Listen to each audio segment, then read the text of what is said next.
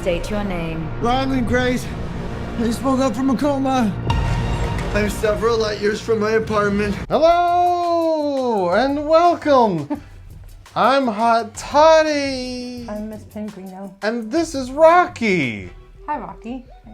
And welcome to an all-new episode of Get Real.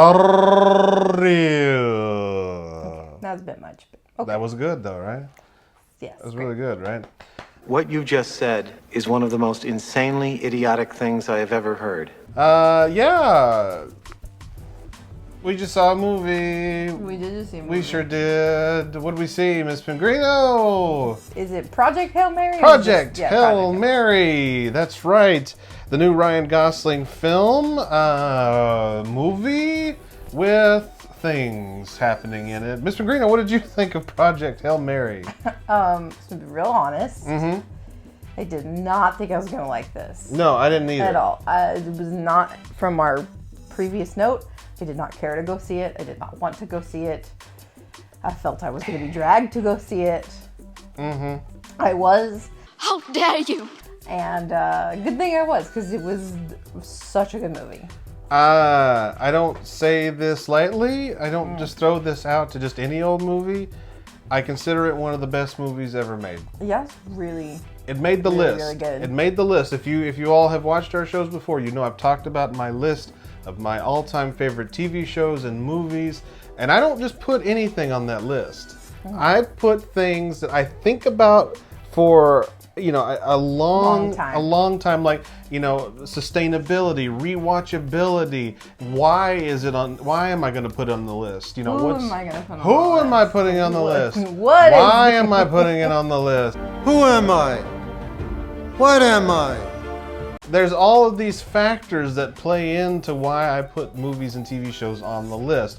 This movie just walked in out of nowhere. Like it just owned the place. It really did. And just became one of my all-time favorite movies. So yeah, that's why I am wearing one of the lead characters on my shoulder. This is Rocky. The theaters were giving these out. It's a little magnet. Not giving. We purchased. Well, excuse me, yeah. But. For a pretty penny. But it's a little doll. It's a magnetized doll, and there's like a little magnet piece you can put under your shirt, and then you put the magnet part of the Rocky toy onto and he just the magnet, sits there happily. and he just sits there. And it's weird because he doesn't do this at all in the movie. No. In fact, he's probably about knee height. He's about he's a little about bit knee height. a little bigger than a dog. Yeah. Like a little dog, and he doesn't perch on anybody's shoulders. No. But you know what? It was fine. It's whatever. adorable though, so we bought it. I would buy any merch from this movie, so that's Fist my fine. bump. Fist my bump. Called a fist bump, by the way. Fist my bump? No, it's fist bump. It's not the same. Okay. Well, let's get right into it, Miss Pingrino. First of all, the story of the movie was great. Yeah. That's my favorite part. So the story is why I really didn't want to go see it. Right. Because I felt it was going to be very serious. I felt it was going to be a little on the depressing side. I was expecting death. Yeah, lots of death. I was expecting a lot of death. I just Turns felt, out there's only a little death, and nobody cares. I just felt it was going to be That's in poor taste. a little bit. We'll get more into that in a little bit. Well, can I talk? No, who are you? Who's this guy? Okay, but then I'm going to go. Who is this guy? I don't know. Who are you? I thought it was going to be more of like a drama, kind of action-y, but more so drama than anything. Telling this morbid story. Which it is not the best story. It's not starting out. Yeah. The reason we go into this, but It's not a pleasant story. The reason why he has to go. We can tell everybody, as I'm sure you know, the beginning of the story is our son is dying. There's this thing eating it, and we can't figure out what. So these people have to go into space and figure out the problem. And can we fix the problem? Otherwise, all life on Earth will eventually cease to exist. And the only other place they can study this is a place where these little aliens are also feeding, and it's like 4 years away from Earth. So no, it's like 4 light years, which is like 40 years or some shit like that. No. It was not 4 years though. Yes, it It was. was longer than that. It was like 11 years. No, was it when they figure out that they're able to send spoilers here when they figure out that they're able to send Ryan Gosling back, it says it would take 4 years to get back to Earth. Because remember, they only have 30 years until the sun is eaten away. That's true. So basically, basically this whole process is going to take a decade. Yeah. And then you see, again, spoilers at the end of the movie, not the entire Earth, but a lot of the Earth is frozen. Yeah. Because the sun has been eaten away. But we're giving spoilers. We're giving away all the movie. So many spoilers. But So, yeah. anyway, so I was going into this thinking it's going to be a little depressing. It is going to be this drama. And it is a drama, but it is There's a lot of crying in this movie. There is a lot of crying. For a movie where nobody really dies. But there is a lot of lightheartedness to it. A lot due to little character here, Rocky. Our favorite character, Rocky. Yes. Yeah. The bond between him and Ryan Gosling's character is just crazy amazeballs. Yeah. By the way, it should be pointed out that this was not our idea to wear this. And Oh, yeah. My mother, because again, if you've watched this show even once, you know that we don't get out of the house unless my parents say, "Hey, we'll watch a movie. Go. we'll pay to get you all into a movie if you'll go with us." Okay. So that's why we go, we went. And when we went, I lost my train of thought. Oh, as we were leaving the movie, my mom was like, "You should wear that in the review." I was like, "That's perfect. Genius, you came up with the best idea." So shout out to her. I wanted to mention that she was the one that came up with this idea of me wearing little guy Rocky on my shoulder. Well, isn't that special? But yeah, I mean the story, it's kind of like allegory? I don't know what any of those words mean, so don't ask. Basically what it is, it's kind of like a what if situation because not necessarily little aliens eating away at the sun, but there's always a chance that something could happen to our sun. And so if that's the case, you know, what do you do? It's the same like with asteroid movies. Like, what do you do if an asteroid is heading towards Earth? If our ozone completely gets devoured. Yeah, exactly. Oh, and you know, it's very appropriate that we're doing this episode because Artemis is in space right now as we speak, heading towards the moon. The first time astronauts have been to the moon since the early 1970s or late 1960s. I don't know if you would count Apollo 13. They didn't make it, but they got close. But they didn't make it, so they don't count. But we have a space mission right now on the way to the moon. So this is big, lit, huge news. Miss Pingrino, I found out, is a conspiracy theorist and doesn't think the moon landing happened. I mean, there's possibilities. I'm not saying it didn't. We all know where she's from. But anyway, yeah, no, this is an exciting time for this movie to come out because space travel is kind of back in the news again, and people are kind of excited about it. I've seen a lot of people excited about it online, and so was cool that we doing this review right now during all of that. But yeah, no, the story is great, and the fact that they're basically giving up their lives to go do this because they're not going to survive it. The only way to get there is through these certain things that are actually destroying the sun. But the quantity needed, if they had enough for a round trip, would literally like blow shit up. So basically they have enough to get the scientists there. They figure out, they transmit all the information back to Earth, and they die in space. Yeah. So, lighthearted comedy, this movie. Yeah. Welcome to our comedy video. Shut up! But the story is great. I like that, that they go and again, spoilers, Ryan Gosling is the only one that survives, and it's completely up to him to do it. Figure this out. And he wasn't even supposed to be on the mission originally, and so it's compelling. It keeps you on the edge of your seat. So I mean, the story by itself, I'm glad that they had Rocky, but I mean, like, the story alone would have kept your interest because it's super interesting and just super you know, relative, because I mean we're always worried about global warming and things happening to the planet, and you know, sure enough, if anything happens to our sun, we're screwed. So you know, or are there other planets we can survive? Is there another planet we can survive on? right? Are there other solar systems? Which obviously, yes, there are these things, but do they sustain life? Can we sustain life? According to this movie, all of that is yes. So that's one thing, but yeah, no, the story is just fantabulous, and you know, the story was written by Andy Weir, the same guy that wrote The Martian, which also became a movie like 11 years ago with Matt Damon, Jeff Daniels was in it, Jessica Chastain, another that had like a plethora of celebrities in that movie. Didn't see it, don't care to see. Okay. You're done.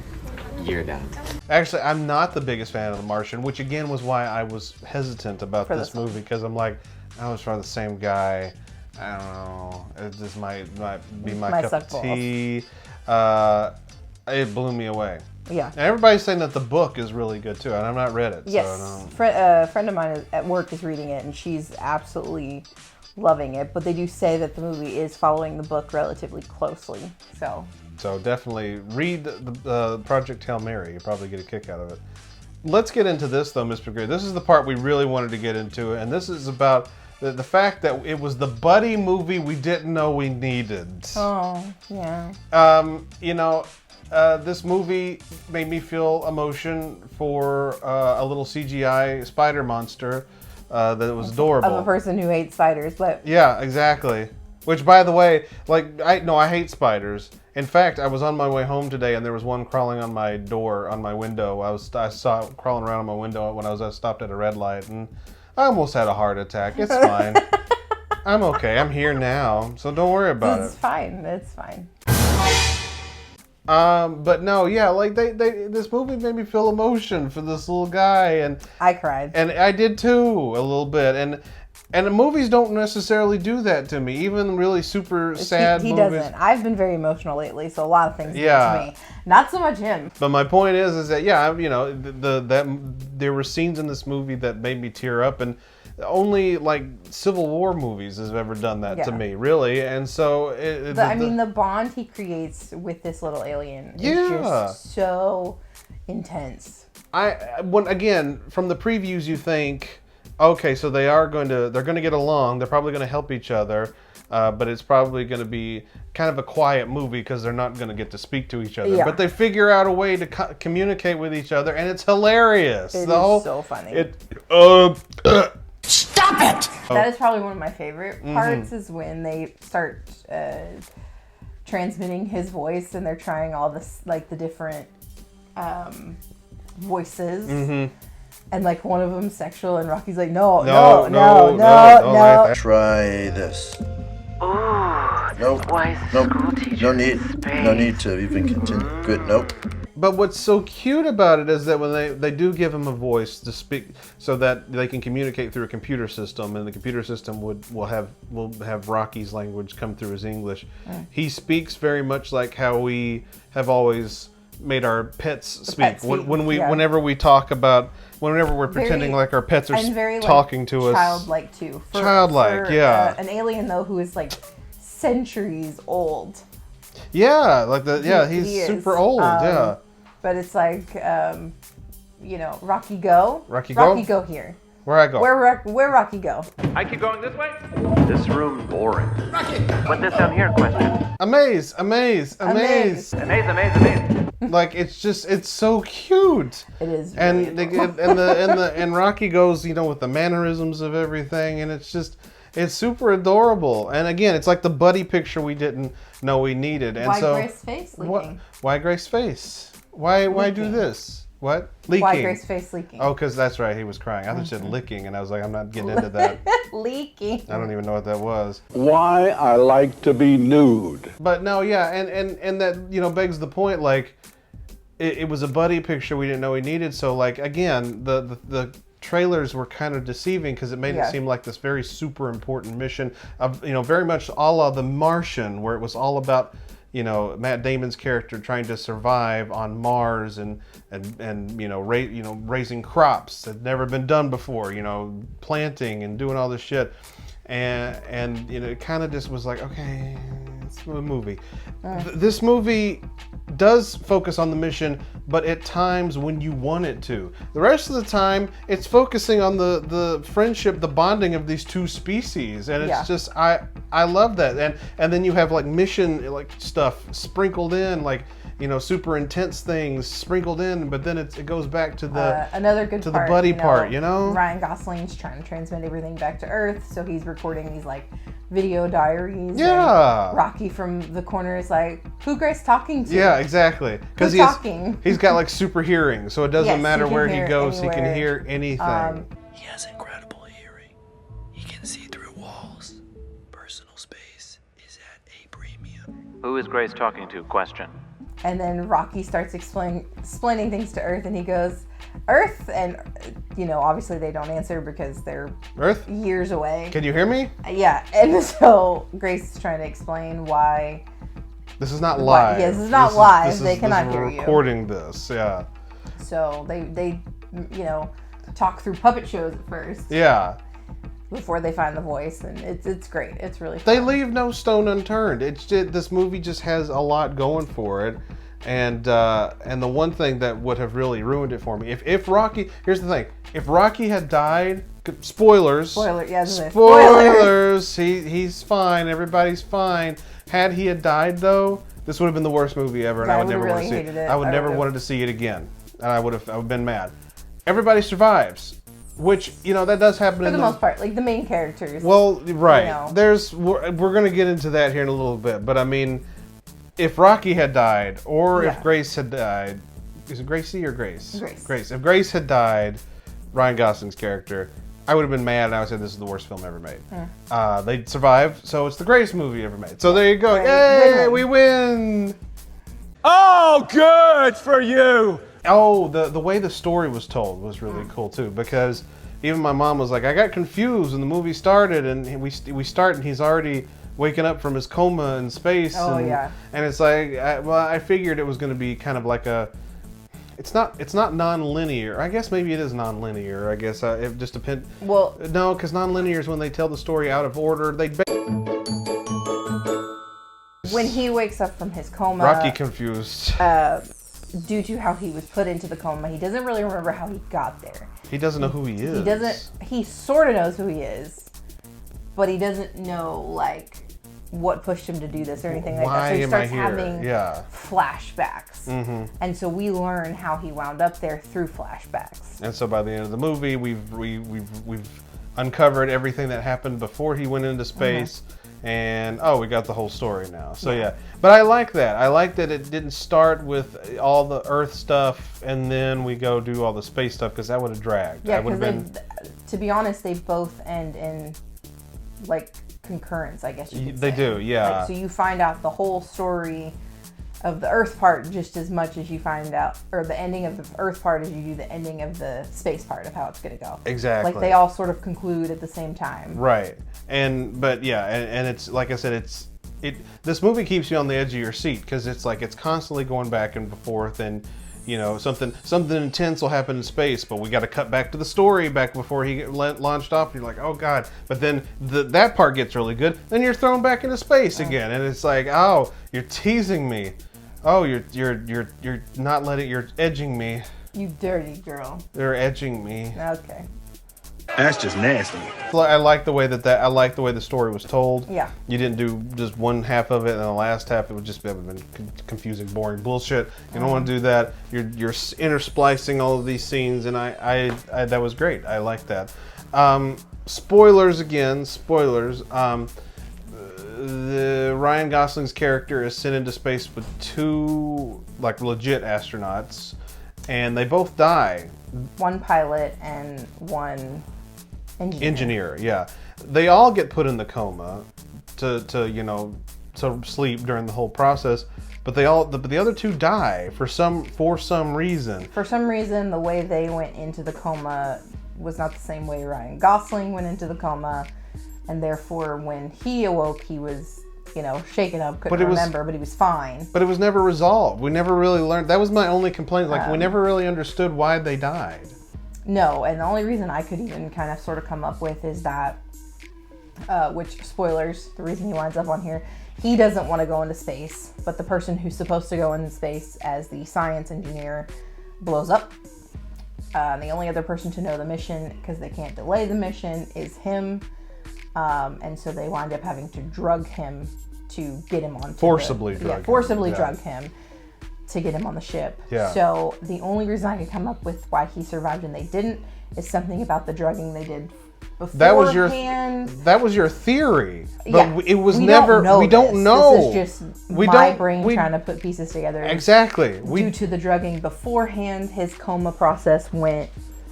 We don't know what happened. I don't know. We don't know why they died and why he survived. Really, at the end of the day, again, it's never explained, and to a point that's refreshing. Like, oh, okay, that kind of leaves a mystery about it. But at the same time, I'm also like, well, what the hell happened? What I want to know. I want to know what love is. I want you to show me. Okay. Why are you the way that you are? Put that aside, because those, and not to sound rude, but those characters don't matter.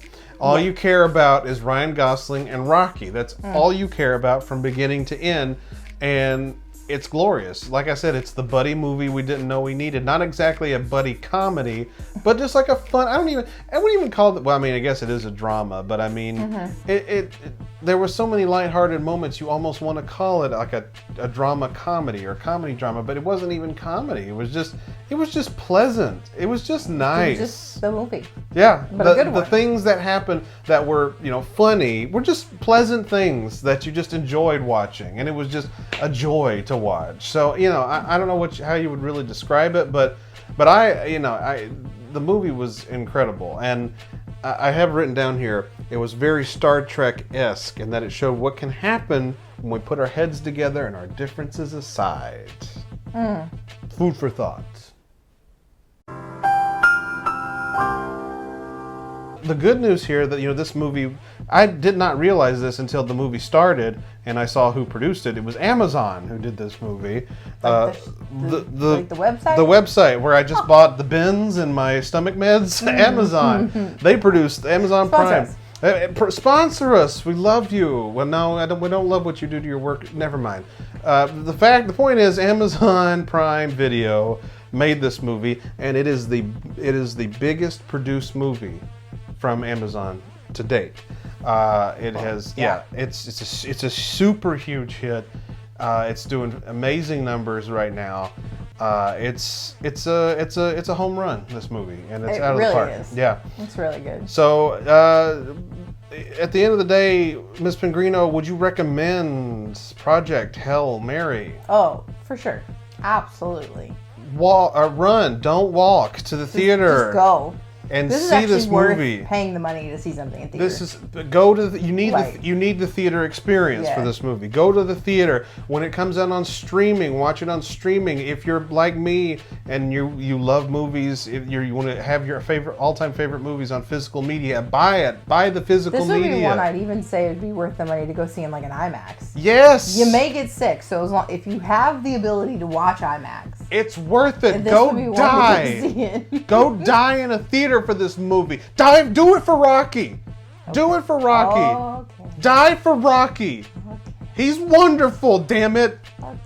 He's like a little pet. He reminds me of Elliot, our new dog, and Teebs the cat. Rest in peace. All rolled into one, and maybe that's who they based it on. I don't know.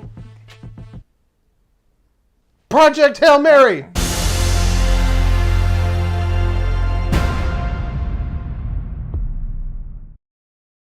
Well, Ms. Pingrino, that was Project Hail Mary. That was a great film.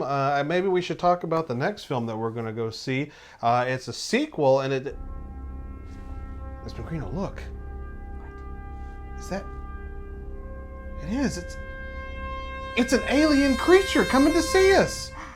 I'm going to go greet it. Okay. Have fun.